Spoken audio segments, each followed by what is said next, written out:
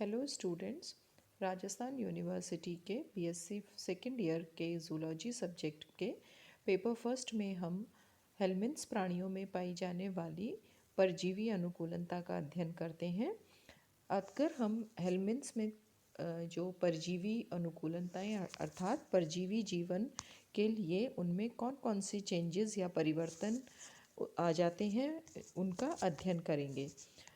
अगर हम इन अनुकूलनताओं का अध्ययन करें तो मुख्य रूप से 4 प्रकार की अनुकूलनताएं पाई जाती हैं, जिनमें कि मॉर्फोलॉजिकल या संरचनात्मक,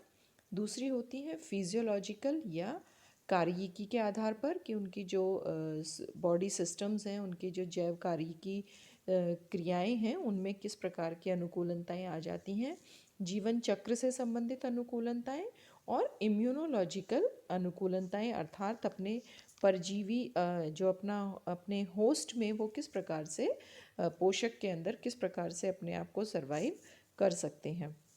आज हम मॉर्फोलॉजिकल या संरचनात्मक अनुकूलनताओं का अध्ययन करेंगे और संरचनात्मक अनुकूलनताओं को हम 2 भागों में बांट सकते हैं, जिसमें एक तो होता है कि उनमें पाई जाने वाले जो अन्य प्राणियों में पाई जाने वाली संरचनाएं या अंग होते हैं वो अपेक्षाकृत इनमें अनुपस्थित हों या अविकसित हों अथवा अल्प विकसित हों। तथा दूसरा जो हम टॉपिक इसमें पॉइंट पढ़ेंगे कि इस परजीवी जीवन के लिए उनमें कुछ नए संरचनाओं का विकास हो जाना या कुछ नई संरचनाओं का बन जाना जो कि इन्हें परजीवी जीवन के अनुकूल बनाती हैं। सर्वप्रथम हम जो डीजेनरेट या विलुप्त हो गई हैं कुछ सिस्टम या ऑर्गन्स, उनका अध्ययन करते हैं। जैसे कि सामान्यतः जो परजीवी हैं उनका शरीर जो होता है वो सामान्य जो प्राणी हैं उनकी अपेक्षा बहुत ज़्यादा लंबा होता है। हेलमिन्थ्स की हम बात कर रहे हैं और ये जो लंबाई होती है शरीर की, ये अधिक से अधिक एग प्रोडक्शन, अधिक से अधिक अंडे देने के लिए विकसित हो जाता है लंबाई में। दूसरा है शेप। सामान्यतः जितने भी पैरासिटिक हेलमिन्थ्स होते हैं वो चपटे होते हैं, डॉर्सो वेंट्रली उभय पृष्ठीय रूप से वो चपटे हो जाते हैं, जिससे कि वो अपने होस्ट या पोषक जीव की शरीर के अंदर आसानी से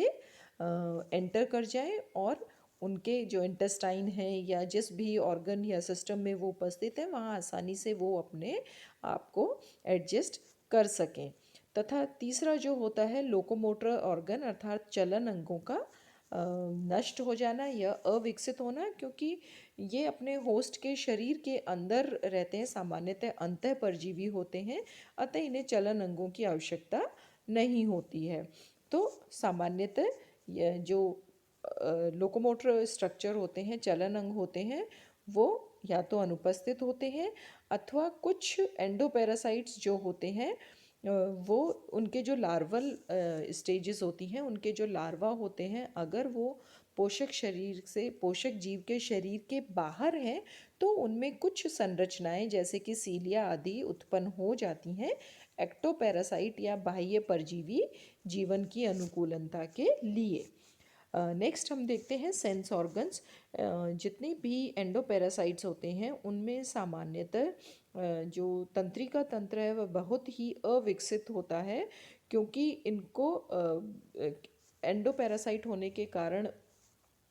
इनके अंदर विभिन्न जो सेंट्रल नर्वस सिस्टम से संबंधित, केंद्रीय तंत्रिका तंत्र से संबंधित जितने भी फंक्शन होते हैं जैसे विजन है, स्मेल करना है, ये सब हासित रूप में हो जाते हैं या डीजेनरेट हो जाते हैं। अतः अल्प विकसित या अविकसित सेंस ऑर्गन्स पाए जाते हैं। एलिमेंटेशन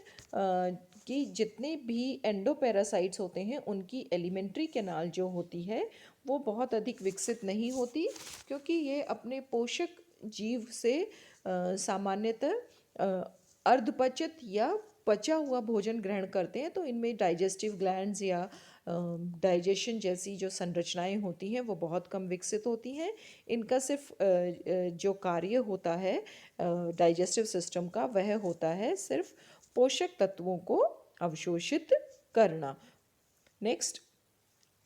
जो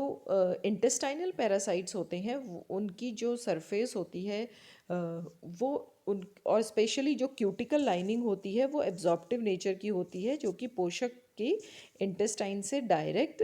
जो न्यूट्रिएंट्स होते हैं, पोषक तत्व होते हैं, उन्हें ग्रहण करने में सहायक होती है। तथा जो इस कारण से सामान्यतः जितने भी हेलमिन्थ्स होते हैं, एंडोपैरासाइट्स होते हैं, उनकी फूड ट्यूब या आहार नाल बहुत अधिक विकसित नहीं होती है, परंतु अवशोषण की क्षमता को बढ़ाने के लिए वे बहुत अधिक मस्कुलर या पेशीय होती है। और कुछ जो होते हैं एंडोपैरासाइट्स, वो उनके अंदर एंटी कोएगुलेटरी जो सिक्रीशन के लिए, अर्थात प्रतिस्कंदक जो स्राव होते हैं, उनके स्रावण के लिए विशिष्ट जो ग्रंथियां होती हैं वो बक्कल रीजन में उपस्थित हो जाती हैं या उपस्थित होती हैं। अब ये तो अभी तक हमने जो पढ़े कि लॉस ऑफ स्ट्रक्चर्स जो कि विलुप्त या अनुपस्थित हैं संरचनाएं, लेकिन कुछ जैसे कि इनमें हमने पढ़ा कि संवेदी संरचनाएं नहीं हैं, चलन अंगों की अनुपस्थिति होती है, आहार नाल बहुत ही हासित होती है। परंतु अब हम देखेंगे कि कुछ ऐसी संरचनाएं हैं जो कि बहुत ज़्यादा विकसित होती हैं अन्य अपने जो फाइलम या अपने संघ के अन्य जो सामान्य प्राणी होते हैं उनकी अपेक्षा। जैसे कि जितने भी पैरासाइट्स होते हैं, एक्टो या एंडो पैरासाइट्स, उनमें विशिष्ट चूषक संरचनाएं उत्पन्न हो जाती हैं या हुक लाइक स्ट्रक्चर उत्पन्न हो जाते हैं, जो कि अपने पोषक के शरीर पर चिपकने के लिए, उनसे अटैच होने के लिए या उनमें प्रवेश करने के लिए ये सहायक होते हैं। तो मुख्य रूप से इनमें हुक्स होते हैं, रोस्टेलम जिसे हम कहते हैं, जैसे कि ये टीनिया सोलियम का ये स्ट्रक्चर यहाँ पर दिखा रखा है इस चित्र में, आप आसानी से देख सकते हैं कि ये रोस्टेलम होता है, जिसमें कि ये विभिन्न प्रकार के चूषक होते हैं और साथ ही साथ ये हुक्स होते हैं जो कि परपोषी के शरीर पर चिपकने में इनको सहायक होती हैं। साथ ही साथ क्यूटिकल जो होती है बहुत ज़्यादा विकसित हो जाती है। यह क्यूटिकल लार्वल स्टेज से लेके अडल्ट तक जो होते हैं उनको विभिन्न रूप से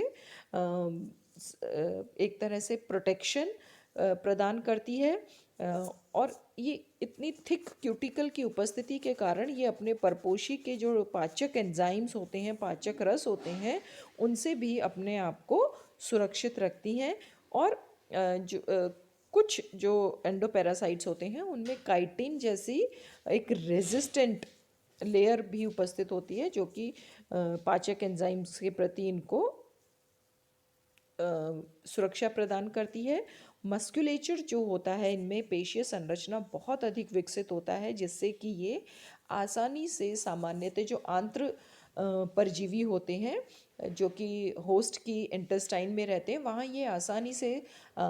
इंटेस्टाइन की लंबाई में या उसके जो वॉल्स होती हैं उनके सारे आसानी से इस्केप करके अपनी पेशीय संरचना के कारण वहाँ पर एडजस्ट कर लेते हैं, पोजीशन के अकॉर्डिंग अपने आप को अनुकूलित कर लेते हैं। तथा जो सिस्टम्स होते हैं, अंग तंत्र होते हैं, वो ज़्यादा विकसित नहीं होते हैं क्योंकि उनकी आवश्यकता नहीं होती है। जैसा कि ऊपर भी हमने पढ़ा था, तंत्रिका तंत्र बहुत अधिक आश्रित होता है, सिर्फ इनमें नर्व रिंग या इनिशियली जो कमीशियर्स या